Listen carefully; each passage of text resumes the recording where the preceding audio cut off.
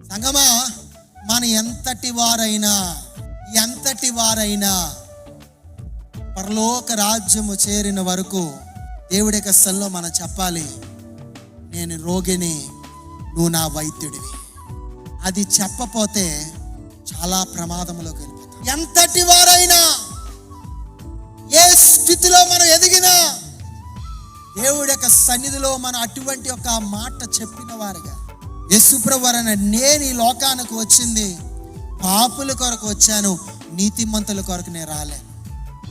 నేను నీతిమంతుని, నేను గొప్పవాడిని, పరిశుద్ధిని, నాకంటే గొప్పవాడు ఎవరు లేదంటే దేవుడు నాతో ఉండడు. కానీ అనుదినము ప్రభా నేను పాపినై ఉన్నా, నన్ను బాగు చేయి, నన్ను సరిచేయి, నా కొరకు నువ్వు వచ్చి ఉన్నావు.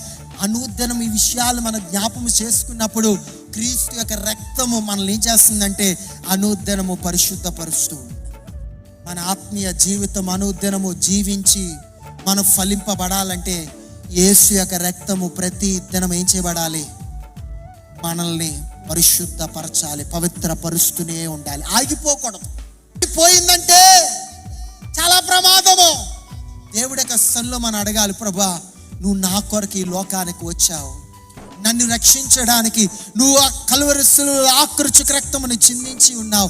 ఆ విషయములను జ్ఞాపము చేసుకున్నప్పుడు అనుదినము దేవుడు నేను ఏం చేస్తాడు? శుద్ధి చేస్తూనే ఉంటాడు, నేను పవిత్రపరుస్తూనే ఉంటాడు, నిన్ను బాగు చేస్తూనే ఉంటున్నాడు.